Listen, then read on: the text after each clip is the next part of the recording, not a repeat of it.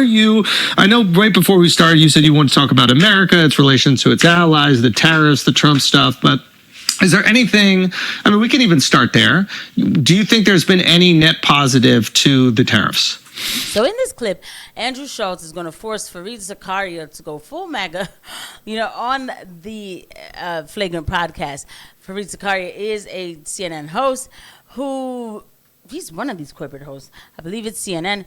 Fareed Zakaria always is about to break down some sort of negative answer to that question. Andrew Schulz will come back with a counter question. And this is good because, there are these people like Fareed Zakaria, CNN, MSNBC, these kind of people who constantly, because they just simply don't like Trump, all of the news that will come out will be against Trump, against Trump, against Trump. And this is why people aren't watching mainstream media. This has to stop. At least Fareed Zakaria had some courage to step into the Flagrant podcast with Andrew Schulz so that Andrew Schulz can grill him with some hard questions. Honestly, no. I know you're supposed to say on the one hand, on the other hand. You say whatever you want. I'll tell you, to me, the tragedy of this is one of the superpowers of America, the real superpowers, is that we have this group of countries that are our allies, that are friendly with us, that trade with us, that we've built this ecosystem.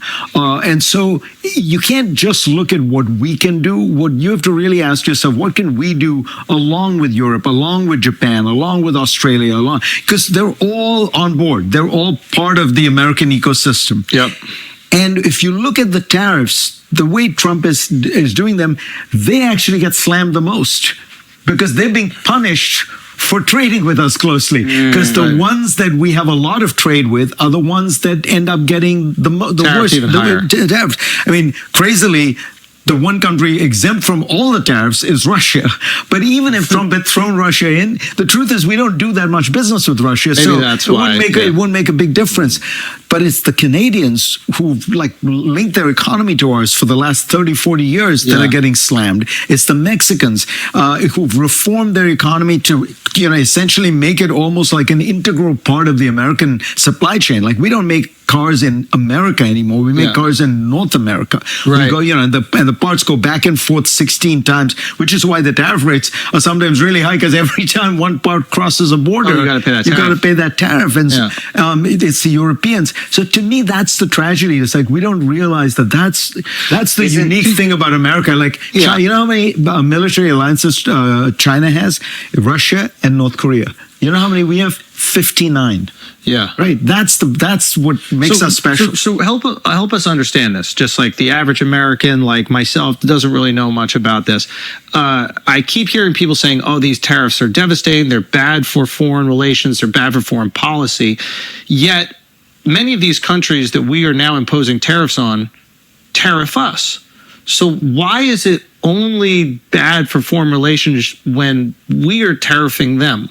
I think the average American looks at that and be like, well, tariffs can't be that bad for foreign relations if they're all tariffing us. That's a very good question that Andrew Schulz just raised to Fareed Zakaria. Fareed Zakaria also talks about, how many allies that we have and how many other countries have.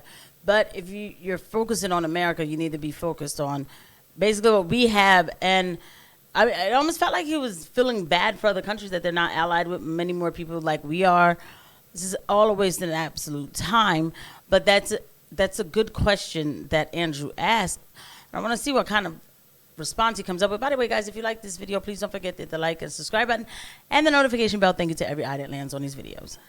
Right. So first important thing to understand, again, among our allies, this is the advanced countries in the world, average tariffs before Trump came to office were 2.5%. So for everyone. So you can always find some... Averages get tricky though, right? Agreed. So the Europeans protect their agriculture. And so how much do they tariff us on agrarian products? So there are two kinds of things. One, they tariff us. It's not so much the tariffs. It's they don't import American They chicken. refuse to take our because stuff because they want to believe protect that our chicken is washed in chlorine. They think that that's bad. There are a lot of Who started issues. that? There's a lot of issues on which there are a lot of issues on which Europeans basically agree with RFK Jr. Which is to say that we have too many chemicals in our food, things like that. So They might be right about that. Dude, I agree. I actually think they're right about it. One of the few areas where I totally agree with RFK Jr. is on all that stuff. He points out, if you look at On everything he a says.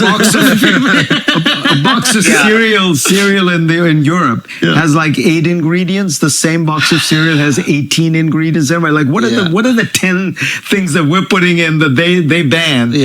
So some of it is those kind of tariff barriers, non-tariff barriers. But the main point, because what you're saying is true, is that they tariff us. Look, everybody protects a few things, but we lived in a very low tariff world, so that these were not major distortions. And you could have your pet peeve, like you wanted to protect some agriculture, we wanted to protect something. What we've done is we've gone from 2.5%, we're at 15% now. Mm-hmm. So that's like a 6-fold increase. Mm-hmm. And what that's going to do is make everyone else raise their tariffs more. So suddenly everybody... Why would it do that? Because they have to retaliate, right? Well, because their feeling is if you're blocking our goods, we're going to block your goods. That's actually not true necessarily. Look, I'm not going to lie to you. This second administration, the second term of Trump has had me, I say this, it had me question a lot of things. The people around him, everything else. So there's certain type of agendas that don't get talked about, and then next thing you know, well, we're gonna place a tariff on Canada because they're thinking about recognizing a Palestinian state, like that kind of stuff. So it's like, then I feel like, well, is this for us or is this for something else or whatever? So whatever. But to the point in general of what he just said about, they feel like they have to retaliate, that's actually not true, because when I think Trump placed a tariff on China, yes, in his first term, and I do remember that very well because CNN always, they were screaming that Trump was going to get us into a war with China. And I was like, whoa. I was like, this is a bit much. And I used to pay attention to that kind of stuff back in the day. So they kind of had me scared. We never got in that war with China over that tariff. And actually, when you watch actual geopolitical analysts, they'll tell you that at that time, in the first term when Trump did that, the Chinese government actually respected him for it and said, okay, we understand. We see, like, we have been taking advantage. That's fine. So when they start with that whole, we're going to, they're going to retaliate, that's actually not necessarily true. That part, Fareed would never tell you. What if we say, no, you don't do that? You have access to our market, and our market is bigger, and therefore we have some leverage. Right, and so that is essentially like when what Trump is Costco doing. buys a bunch of stuff, they get a much lower price. So when we buy a bunch of stuff, we get a much lower price. Now, remember, the European Union, which on trade acts as one, have about as much power as we do in that sense. But we're their market is about as European big. Union every day. No, the trade stuff, they're pretty unified. So yeah, but we got England out of there, so we're going to break it down so we have an advantage. I don't think England's doing great on its own. No, I tease, but so you're right. The two kind of players that can go mano a mano and force are the Chinese and the European Union, because they've got enough. They've got a bunch of leverage. But we'll always have a slightly higher. So you're right. They won't raise them to the level we do, but they'll raise them a certain amount. And all my point is, who suffers? The consumer, right? The American who goes to Walmart and now his food is more expensive, his clothes are more expensive. And by the way, that you don't give a shit whether this shirt costs you 20% more.